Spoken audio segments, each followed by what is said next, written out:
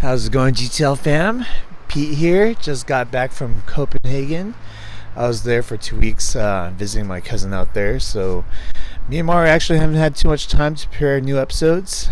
So instead of a new episode, we're going to have a highlight compilation of our favorite moments from the podcast. Hopefully you guys enjoy it, and we'll be back next week. See you guys then. Girls are freaky, man. Peter has this belief of, you know how you don't feel like girls are sexual, super sexual? We talked about this last time too.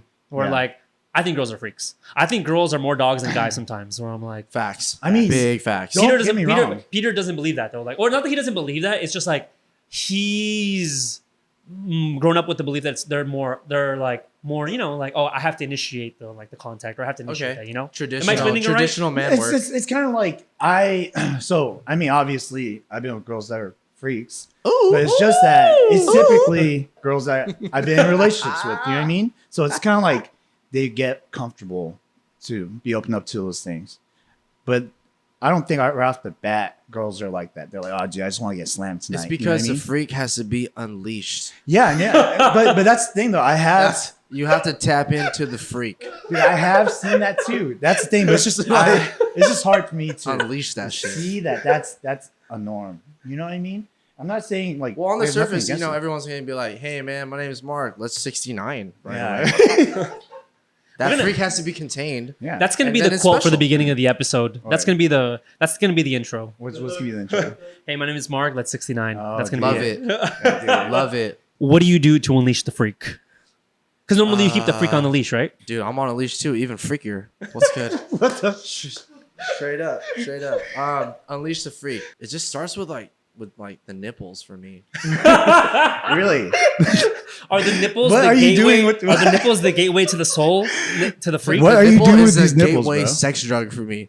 Really? They touch mine or I touch theirs. I was gonna say, is it your nipples? Wait, or theirs? Stimulation wherever. You can get me off rubbing my kneecap. You just gotta do it right. You just gotta do it right. This fool's all bricked up, man. Holy shit, bro. Give me the fucking under the table kneecap rub, bro. No one can see it. No one can see it. So the nipples are the gateway to the soul. For me, Yes. definitely. Is there a technique, a kind of spirit you have to embody to get this to happen? Okay. Walk me through the process. Okay, so, you know, say we're in bed, we're cuddling. I'm testing. I don't know if I'm gonna be able to touch her boobs. I don't know if she wants me to. So I'm like itsy bitsy spidering up in that motherfucker, and I'm like feeling around. You know, I'll lift the front. Exactly. That comes Tip up. it over, bro. I'm like lifting under. If there's then it's like, okay, then we go a little further, but like you kind of entice it. I see. But once you get to the motherland and you pinch that nipple, the second move is just take the bra off. Boom. Pinch and twist, ladies and gentlemen. Pinch and twist. But the twist depends on, you know, her level of pain. Don't twist too hard. That's kind of fucked up. So have you experienced love? Yeah, like for that? sure. Yeah, for sure. And I feel like everybody deserves love, and I feel like everybody deserves happiness. So I feel like all the viewers out there, find your true love. And you might break some hearts in between, or your heart might get broken, but it's totally fine. And you said you've experienced love before? Yeah, I definitely have. Like from one specific person or a couple times? A couple times before, because I feel like you experience different types of love with people, and it's all just, I don't know how to explain it, because like you can love one person, but you can also love another person, but just in a different way. Yeah. Yeah, that's just how it is. Have you Like guys experienced love? It's so like, I feel like guys are just so like cold-hearted, and they're just like, yeah. I think we've talked about this, right? Where it's like, is there first love? Was it first love or one true love? I don't know. It's like, do you believe that you have, okay, let's say you experience like true. Oh, I know you're talking about. There's like 3 different types of loves. Oh, is it? Is that what you're gonna say? Well, there's tell true me love. yours. Let's say you experience love with someone, right? And they're like, you know, they're the one. But then, you know, something happens, you guys break up, whatever, and then you experience love again. Is it the same thing as that previous love, as like maybe your first love? No, I don't think so. And I feel like you have to love people differently, because everyone also has like different ways they want to be loved. Yeah. And you also change as a person. Yeah. So you want to be loved a certain way, like in your life. Yeah. But I thought there was like 3 types of love. I thought that's what you were gonna say. What It's are like they? your first love, your true love, and like the love that comes easy. Oh. And so you're supposed to experience 3 in your life. Never had the easy one, so. You never had the easy one. It's all hard love for him. You just experienced the same lesson. My hands are like this from all the hard work when the relationships. I feel like that's like life just giving you the same lesson until you learn it over again. Like until you fucking master that lesson. Oh, Peter, don't listen. I feel like that's what it is for you. You better, unless you experience another love, you're still gonna repeat the same thing. What do you need to learn? I mean, still? I don't know. Obviously, I've learned nothing. So, so I kind of want to play devil's advocate a little bit, she right? could. No, she's great, and that's why I kind of want to go against the grain a little bit. You want to challenge Because- me? Yeah, of course, I would love Okay, to.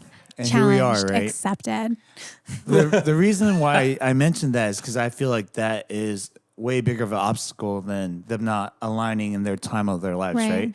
And another thing is that when you have a significant other who has cheated on you, Right. typically when you agree to aligning or not, there still could be that insecurity Yes. of trust issues. I agree. So how can you let go of the idea that this person, especially in marriage, especially with a child, has agreed to the biggest lining of trust ever Mm-hmm. and somehow still broke it? Hmm. And now you got to listen to them after they've done that deed and say, I'm aligning with you right now. Hmm. I'm okay. I'm I okay. can work with this. Yeah. So there's a difference, right? So what Mario is describing is something like that hasn't been really fully delved into, and not a lot of commitment or vulnerability has probably happened within this 12 months, maybe. But not like when someone's married and has gone through like years and milestones, having a child, and like, I don't know if they bought a house or whatever, right? So they've been through probably way more. And I'm just talking off of like assumption of like a married of married course, yeah. couple, In general. right? And so as you go throughout your decades, you realize people are different at each stage of their life. You're going to have to meet the new person every single year or every other 5 years. Someone changes and evolves. And that affair is an indicator of what that person was going through at that time. They didn't have the balls to talk to like whomever, whatever partner, and let them know like, hey, I am missing X, Y, and Z. And then so I'm going to go out of our married boundary and like step out of it and like go seek whatever he was seeking. Yeah. Right. So that was something internal for him. And then for the other partner, I'm assuming it's the husband that cheated. Yeah. Right. And so then the wife it's up to her, right? And what she's able to tolerate. Some people can't tolerate it. And it's like, you cheated on me, I'm done, divorce, right? For her, in her mind and her values, I love this man so much. I get it. Whatever he was going through, I empathize, I forgive. And what we have is much bigger. And remember I said, like, it's not about like just being soulmates. It's like being intentional. It's like, I want to make this work with you. And if he wants to make it work with her and say, oh my God, I fucked up, like my bad. I'm so sorry. Let me make it up to you. Let me rebuild our foundation, re-cement like what we had. Then like that will work because it's a choice and a decision that that couple makes and it's respected. Yeah, of course. I couldn't have said it better myself. Yeah. Do you feel that you wouldn't be where you are today if it wasn't for those experiences, like, you know, moving to LA, doing this, like, you know, you're basically hustling, grinding, like, you know, you're going from the bottom to the top. Yeah, I think about it, and I'm around a lot of young people, and I try to help them through their thoughts and what they're dealing with. And, you know, we try to bring on interns at our studios, and then they end up they try to move here from their cities, and Yeah. they end up not having the money and can't be reliable. And I'm just like, I know what you're going through. I've been there. And I was more educated than most of them are, and I still struggle the same way. And I'm like, so there's not going to be a way this is just going to make sense. But it always makes sense when you look back. You can see these dots, and you can see how the turning points, and you can see when things really, what worked out, what didn't. But when you're in it, you can't. You can't see that stuff. You know? Do you feel that you have a type of mentality where it's like you have to be like your back against the wall in order for you to succeed?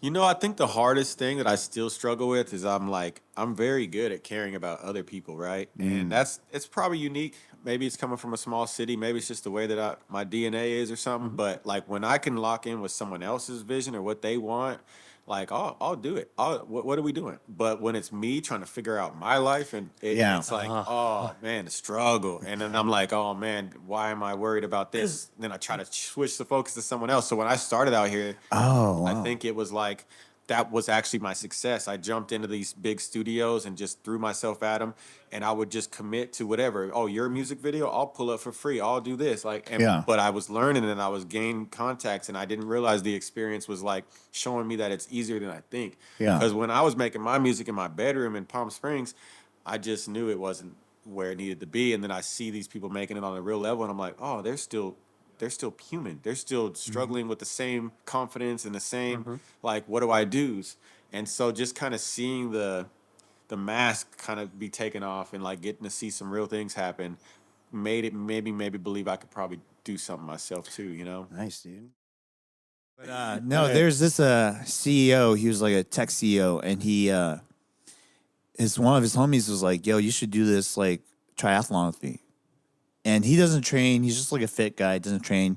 He gets like 7th place, and he feels like he's on top of the fucking world. And he's like, "Fuck yeah, man! I can't believe I fucking did this. I killed it." And then he was like, "Yo, my goal is 1st place next year. Like, I'm gonna fucking train. I'm gonna kill it." I think he ends up getting like 2nd or 3rd. And he was like, "That was the lowest time in my life." Oh, jeez. He was like, "I expected to be 1st because I put in so much effort. The first time I didn't do anything, I didn't expect anything. But I felt way better 7th than I did 2nd or 3rd." And I see that far too much with people trying to have super high expectations for themselves, where they chalk everything up to nothing, right? And everyone who looks up to them is like, "Damn, what do you mean? Like, I look to you. I think you're fucking doing great."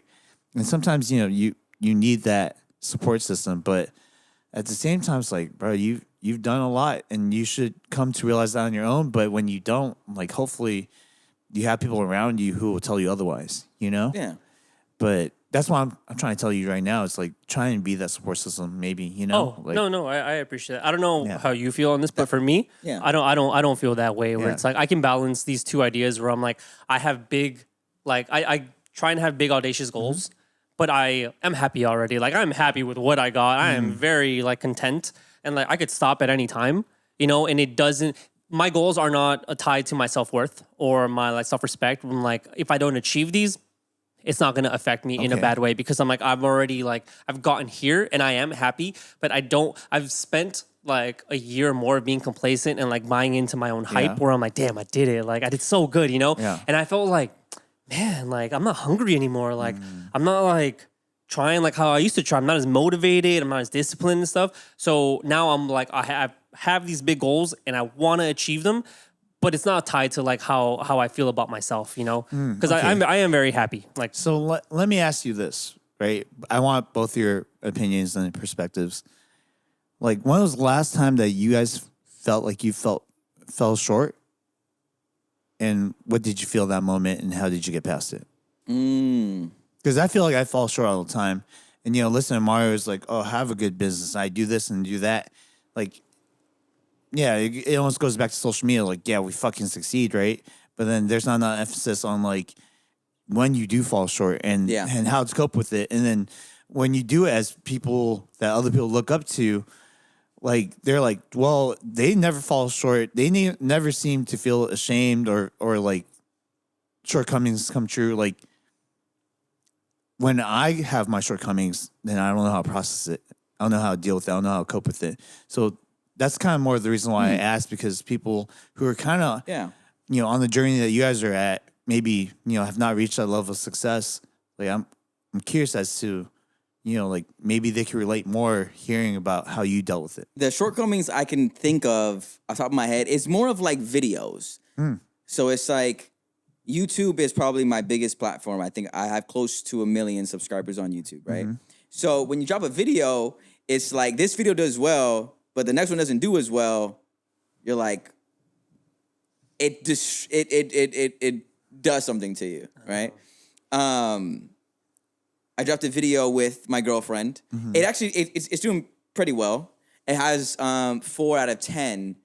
So basically YouTube, if you go to YouTube Analytics, it says like where this video ranks out of your last 10 videos. And it was number 4. oh, it's good. So it's like, it's cool, but it's like, it should be number 1. It's not. Why is it not?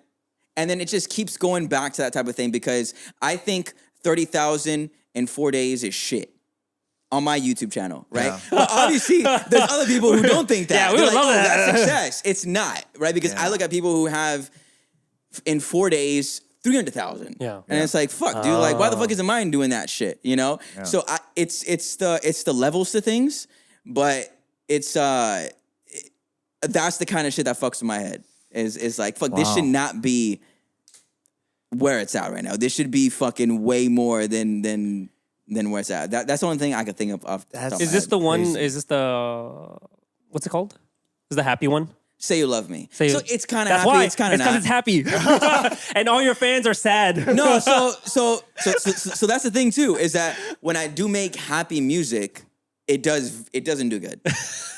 It's a thing. It's a thing. I swear to God, it's a thing. That's what. It's No, a thing. that's honestly what I was imagining. Yeah, Dude, yeah. I swear to God. I know. I see it because I listen to your like top songs, and I'm like, Yeah. oh, you know, these They're are all like fucking depressing. Yeah, Like, yeah, yeah. They would love if I talked about killing myself. Yeah. And they talk about love. You know what I mean? Yeah. But you know, it is what it is. Like I don't mind it. Yeah. But I do have to be aware of it because, you know, it can take an effect. It's like, fuck, okay, this isn't doing as well as my last one. Let me like, fuck, am I doing this well? Like, it's just fucking trash. Yeah. You know? It's just fucking trash. But someone may look at that and be like, dude, you got fucking 30,000 in fucking 4 days. Yeah. But I don't see it as success. man, it was a good song. I liked it. I appreciate that. I think there's a part where you I think I saw the V2. It was yeah, good. you talk about being better for yourself for her. You know? Yes. And I'm like, yeah, I vibe with that. I've Yeah. done that before where it's like sometimes it doesn't matter what it is that inspires you to become better, just that you try and become better. You know, sometimes you can do it for yourself, but sometimes it's a woman, you know, a man, someone Yeah. in your life, someone special. You know, you find inspiration from anything. And Yeah. I think being able to do that, especially with a significant other, you're like, damn, like I can be better and I can do it for this person.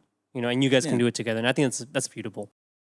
The imposter syndrome, will I get to where I want to go? Am I Yeah. good enough? All these thoughts, bro. Everybody fucking, Yeah. Because everybody deals with that. I deal with that too, where I'm like, you know what, I have carved out some success for myself. I run my family's company. We do really great. I've started another company. We do really good. I have this too, but sometimes I'm like, I feel like I'm a fake. Like I legit feel like, Yeah, I feel you know, you, bro. I'm like, damn, I'm like.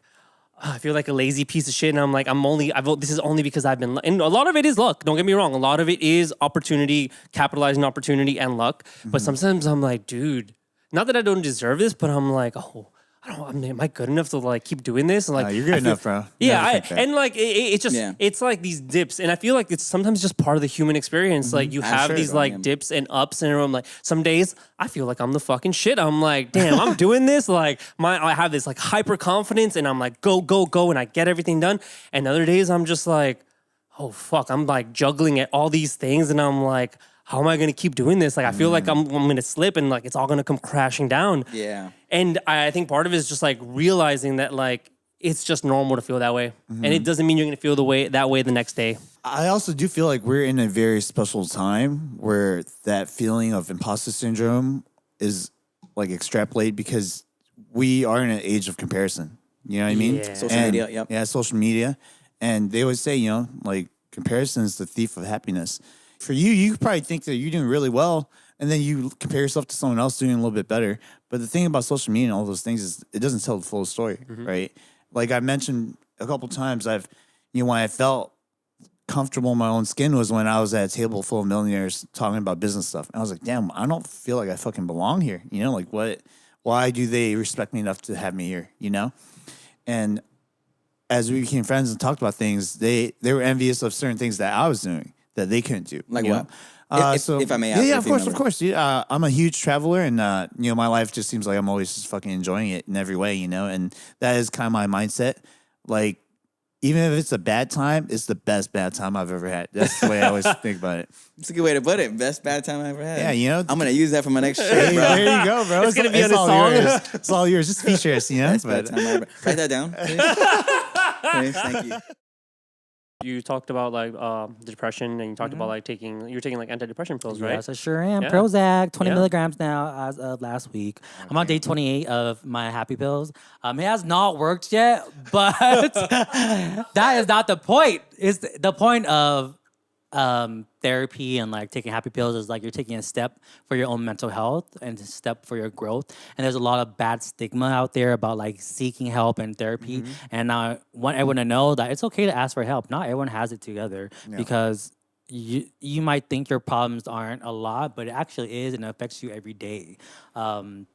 So yeah, I'm asking for help. I looked for help. I tried to ask for help like 6-7 years ago, and then when I got the like approval from my provider, I called them. They were like, "We're booked. We can't help you." Click. I was like, "What the fuck?" So I was like, "You know what? I'll figure it out by myself." So, and then now 6 years later, I'm like, I'm gonna ask for help again because right now in our generation, mental health is very prevalent and everyone's seeking for it. So it's easier now, more accessible now. Is there something that's consistent between the people that you've been interested in? Like, are they funny? Are they open? Are they vulnerable? No, they're Are not they funny. Short, tall? I really don't have a type. People ask me that all the time. I'm like, I don't have a type. I don't know what to tell y'all. If people want me to be in a relationship so bad, they're like, we're gonna find you someone. Yeah. And for all the girls out there, let me tell y'all this, bitches.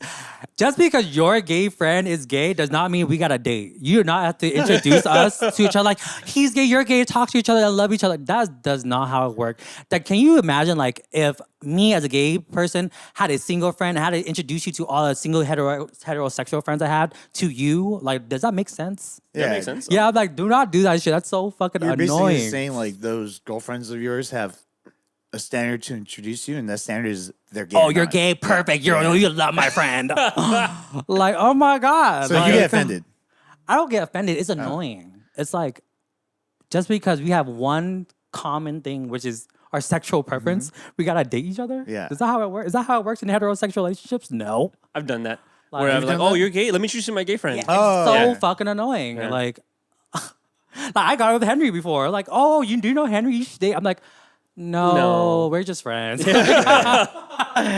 we're just friends. Just because we're gay do not mean we need a date. And it's so annoying. It's probably because it tends to be like, majority of social circles are heterosexual. Oh, you have your 1 or 2 gay friends. Yeah. Hey, you're gay. They're gay too. I love him. I love you. Let's bring it together. Y'all fuck each other. Like, it just don't work like that. I'm sorry, girls. It just don't work like That's that. funny, yeah, because I do see that a lot.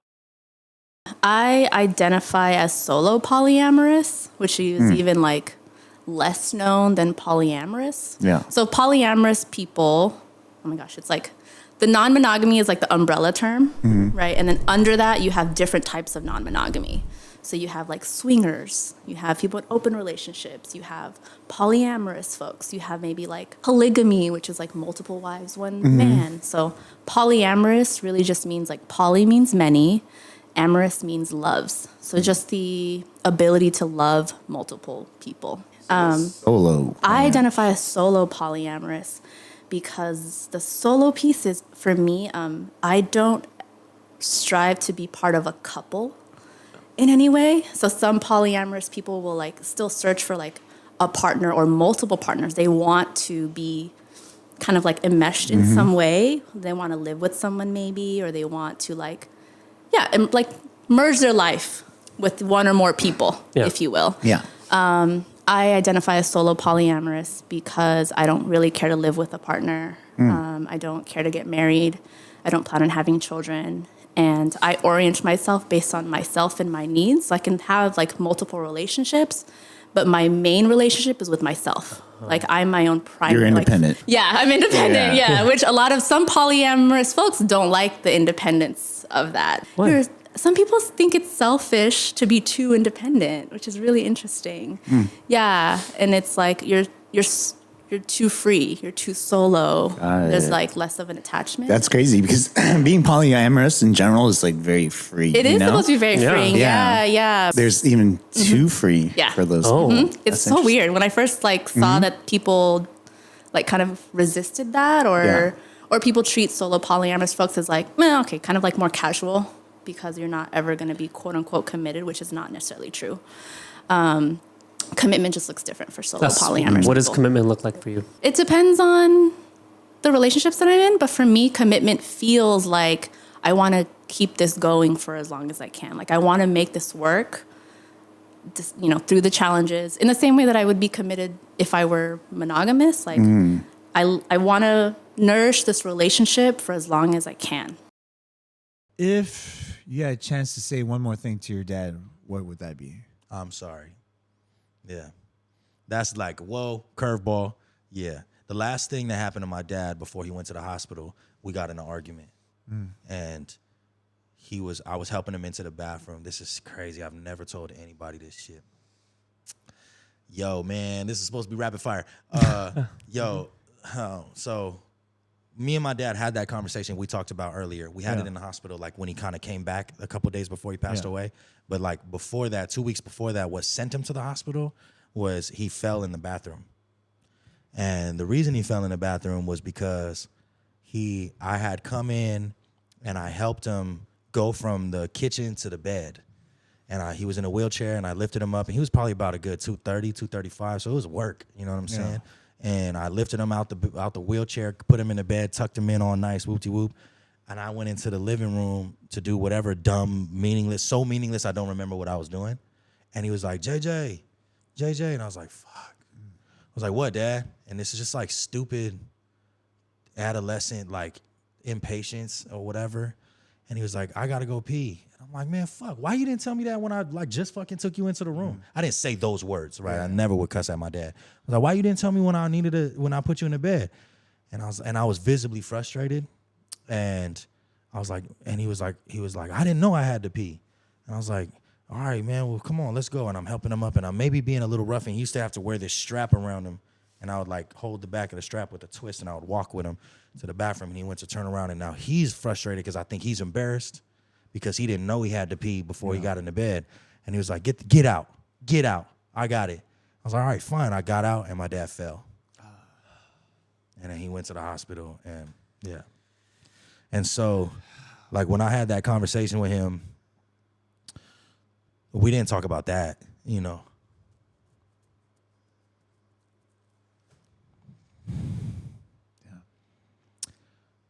And I know that he was going. Like, we're talking about a 10-year battle. Yeah. You know? So it's not like maybe this is me convincing myself, but it's not like I sped up the process or something, right? No. But, like, he never came home from the hospital that time. And so I know my dad knows wherever he is that it's all good. You know, it was time. And my dad was suffering for 10 years. And he finally said goodbye. Yeah. But we never talked about it in that last conversation in the hospital. And I never talked to my moms about this, and I never talked to nobody about this. You know what I'm saying? And like, it's like, yeah, if I didn't do that, maybe he would have held on for a little longer, but he was like, couldn't walk, bro. And like the reason he passed away wasn't because he fell. It was because his body stopped responding to the dialysis. You know, so it was unrelated, but it was just he went to the hospital because he fell, and then while he was in the hospital, like he wasn't taken to the dialysis no more, and of course, like for the first like 5 years, that was just like torment, not to the point of like it didn't what's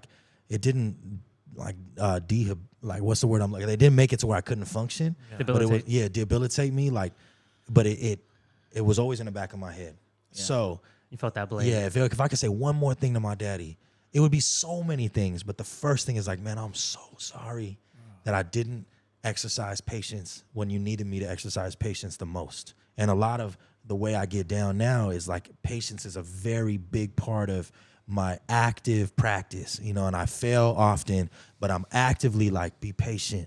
Be patient with people, be patient with circumstances, be patient with your career, be patient in your relationship, be patient with everybody's behavior around you, because like someone else's experience can all be altered for your lack of patience for them, which also comes down to respect for their experience, right? And so I was just a stupid kid at 20 years old and just like, why you didn't tell me, man? Like, damn, I gotta come back here and do this again. You know, it's like, I didn't fucking know I had to go pee. Just get the fuck out there and get out. I could do it myself. And his own pride too, you know, which is like expected, right? So yeah, I would say like, I'm sorry, Dad, that I did that, you know, but I also would be like, man, the follow-up would be like, dog, look, you know what I'm saying? Like, we are lit, you know, and I know he'd be super happy and super proud, and I know he is, and I feel it in me, and he lives with me at all times. So I don't have this feeling of like, you know, does my dad forgive me or anything? I don't carry none of that, but it is just like, damn, Yeah. Even if I would have been able to chop with him in that last conversation where he came back and he was fully coherent, I wish in that moment I'd be like, man, I'm so sorry. Because I knew it then that I was like, yo, what? Like when he went to the hospital, I was like, oh, he gonna be straight. He gonna come home. yeah. And then my mom was like, Daddy's not coming home. I don't think. He's slipping and the dialysis ain't taking and we might have to put him on hospice. And it was like, bro, what? Like, yo, man, and it was like he fell, and I told my mama he fell without all that context, and yeah, man, that's crazy. I've never ever talked about that with nobody. Thanks for sharing that, man.